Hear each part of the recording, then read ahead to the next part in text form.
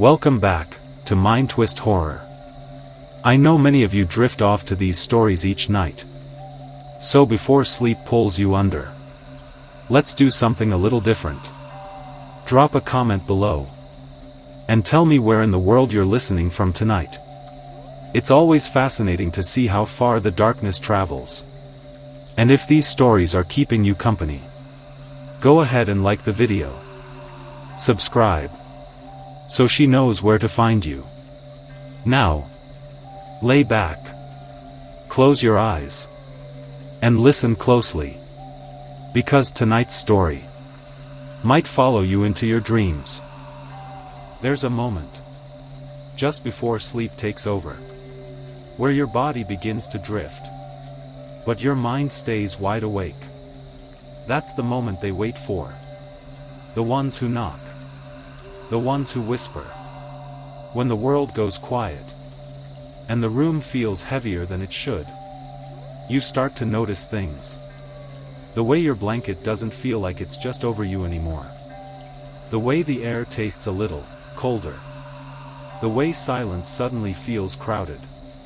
Most people ignore it. They turn over, pull the covers tighter, pretend it's nothing.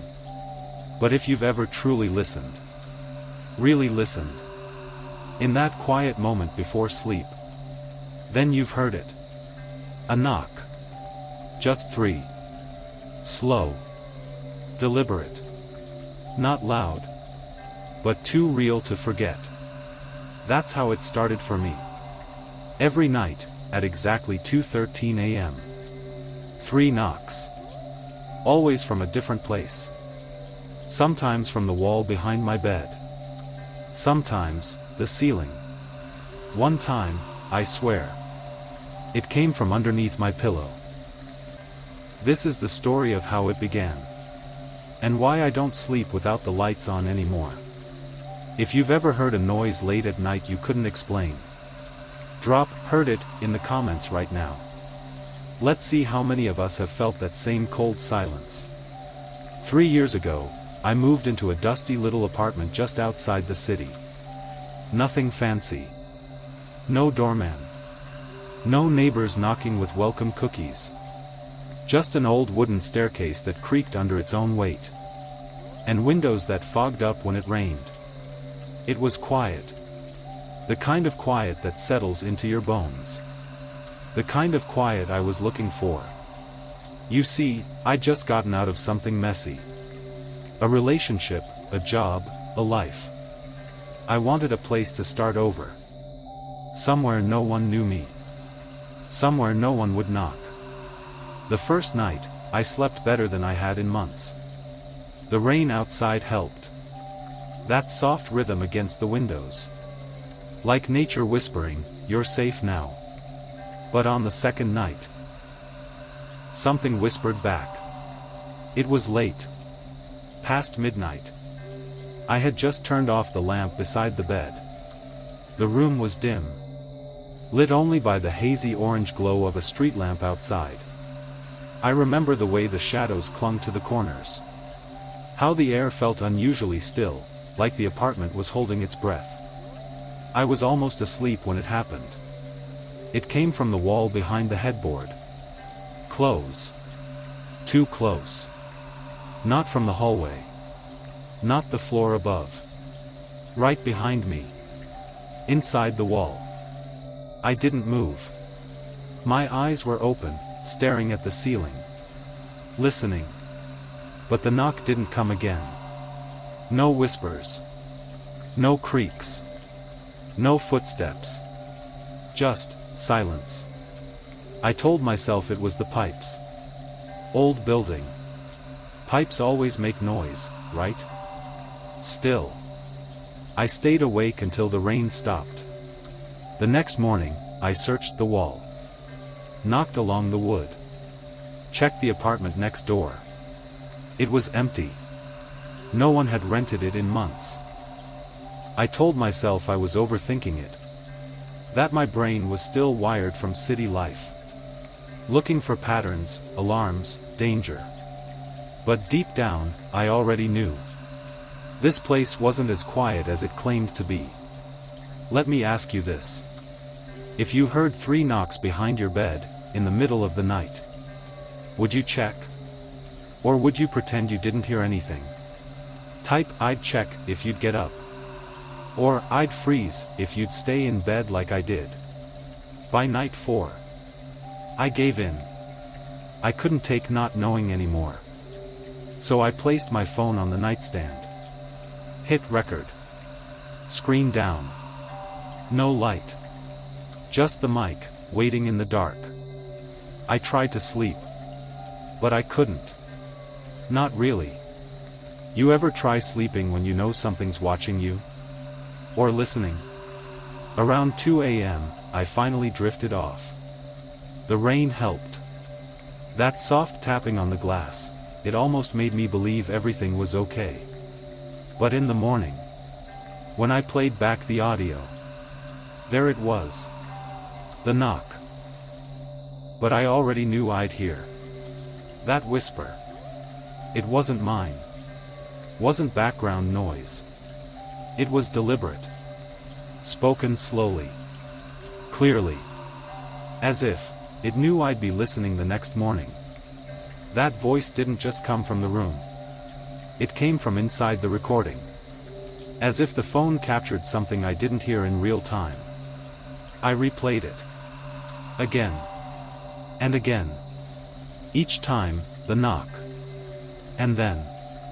The voice never changed. Same words. Same tone. Like a loop. Like it was waiting for me to answer.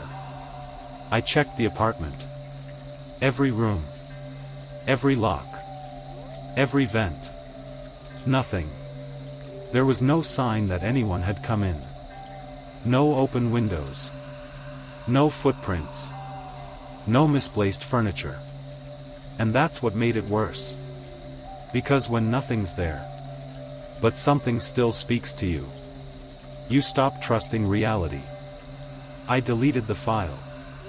Not because I wanted to, but because I had to. Something about it felt dangerous. It's like the voice wasn't finished. Like if I played it one more time, it would say something different. Something that would make me hear it in real life. That's when I stopped sleeping. Okay, be honest with me. You hear a voice on a recording that you know doesn't belong there. You live alone. There's no way it's real. But it speaks directly to you. Would you stay another night? Or would you pack up and leave before the sun goes down? Comment "stay" if you'd tough it out. Or run if you wouldn't wait for night 5. I moved. Packed everything in a weekend. Left that apartment behind without saying a word. Found a place across town. Brand new building. Clean drywall.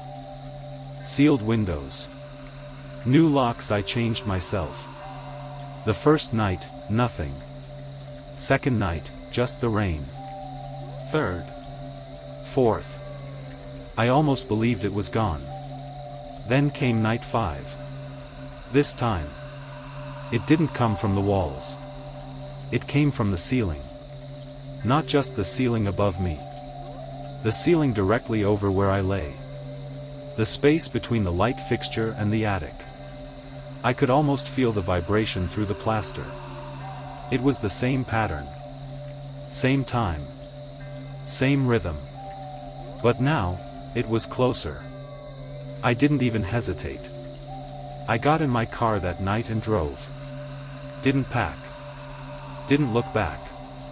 Because by then I realized something awful. It wasn't the apartment. It never was. It was following me. I stayed with friends. Couch surfed. Guest rooms. Airbnbs. Sometimes I slept in my car in a grocery store lot. Just to put distance between me and it. But every night. 2:13 a.m. No matter where I was. The knock found me. Until last week. The knock didn't come. Not that night. Or the one after. I thought maybe it had lost interest.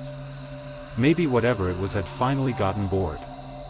But then, just as I started to drift off, I'm not knocking anymore. I'm already inside. That voice wasn't in the room. It wasn't in my head either. It was behind my ear. That was the last night I slept. Now I don't wait for knocks. I wait for whispers.